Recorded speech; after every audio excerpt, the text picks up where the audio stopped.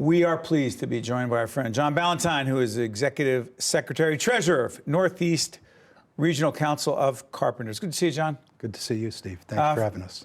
40,000 members. 40,000 What states? members. In Delaware, Maryland, Philadelphia, region, New Jersey, and New York.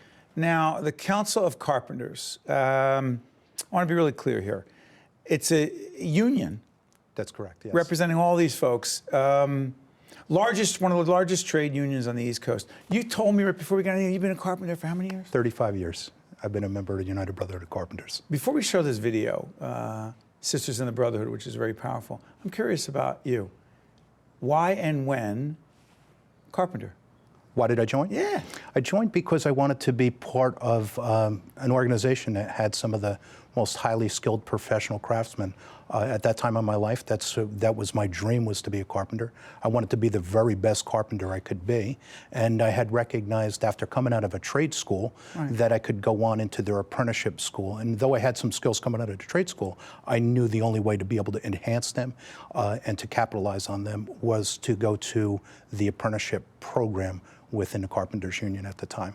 Is that one of the reasons why you're so committed to helping so many women, minorities, and others who historically have not had those opportunities? Well, certainly that is a concern.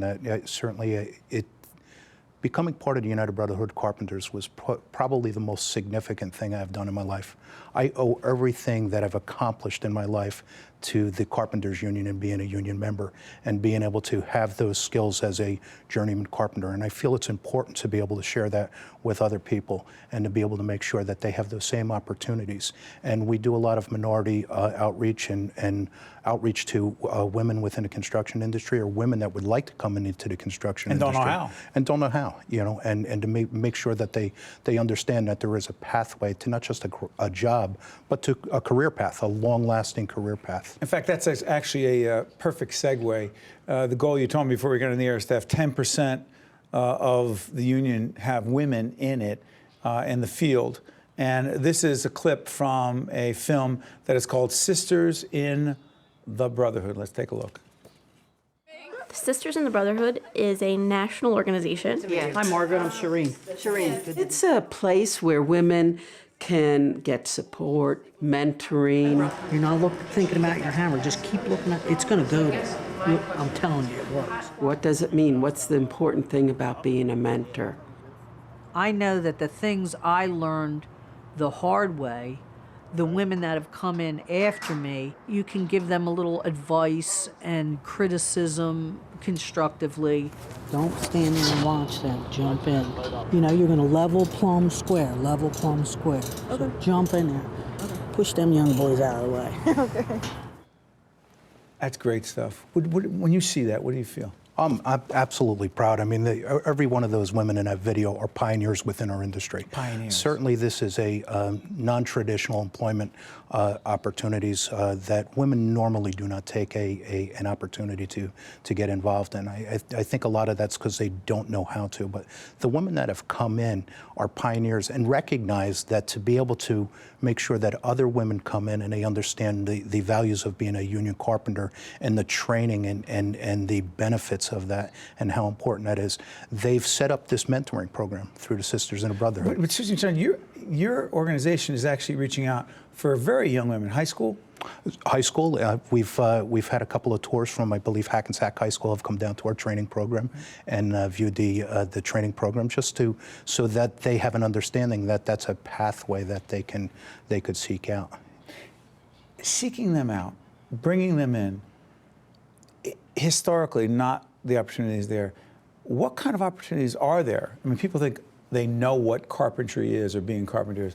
It's changed a lot in the last 10, 15, 20 years, right? Sure, it's changed a tremendous amount. Our training centers can train you from everything from, being a mill cabinet worker to floor laying to interior systems, metal stud framing, framing of homes, framing of commercial buildings, right on out to pile driving, wharf building, marine construction. Even just recently down in our Philadelphia Training Center, they just did a piece on commercial divers and them being able to weld underwater. Well, is technology changing carpentry? Technology is changing carpenters. Certainly you would see many years ago when I was still out in the field, you were still using a hydro level or a water level, and of course maybe a 4-foot or a 2-foot level. Today you see everybody using lasers on the job site to do any type of leveling or testing of perpendiculars. Lots of opportunities. The apprenticeship program you mentioned, what is it and who would be eligible for it? Who would be eligible? You'd have to be 18 years old.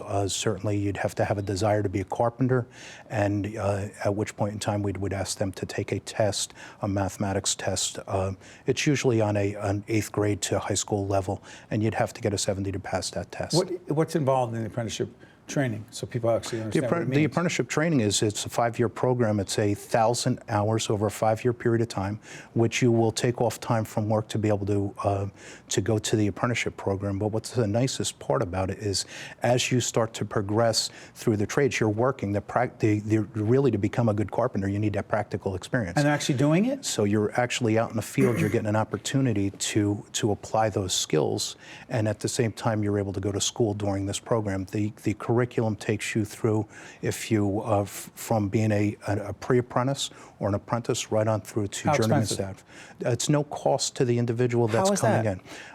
One of the greatest things about being part of the Carpenters Union is each one of our collective bargaining agreements, our members have agreed to put a portion or a percentage of their pay back into the industry for industry advancement, training, not only just for their apprentices, but also for journeyman upgrading, where they can get advanced skills, or if there's any change in technology that they would like to know about, that they can actually go back to school. So the more senior people put in the dollars to help those come into it? All of the union carpenters working out in the field put a portion of their pay or portion of their overall compensation package towards the training Before I program. let you out of here, how much do you love, on a scale from 1 to 10, how much passion do you have for carpentry? On a scale of 1 to 10, I could put it pretty easily. I joined this organization for life. I became a carpenter. I decided to become a carpenter coming out of 8th grade. I went to a trade school to become a carpenter, and a highly skilled carpenter. I enhanced those skills by going to a union apprenticeship program. But as I like to tell people, is I'm a carpenter by profession. I may put a jacket and tie on to represent carpenters, but I'm a carpenter by trade and profession. I joined this organization for life. At the core, you're a carpenter. I'm a carpenter. You love representing carpenters. Absolutely. We appreciate you being with us, but more importantly, doing the work you're doing to help others who historically have not had those opportunities get those opportunities. Thank you, John. Thank you for having me. Appreciate it. Stay right there. John Ballantyne, Executive Secretary Treasurer, Northeast Regional Council of Carpenters. Well done. Stay with us. We'll be right back right after this.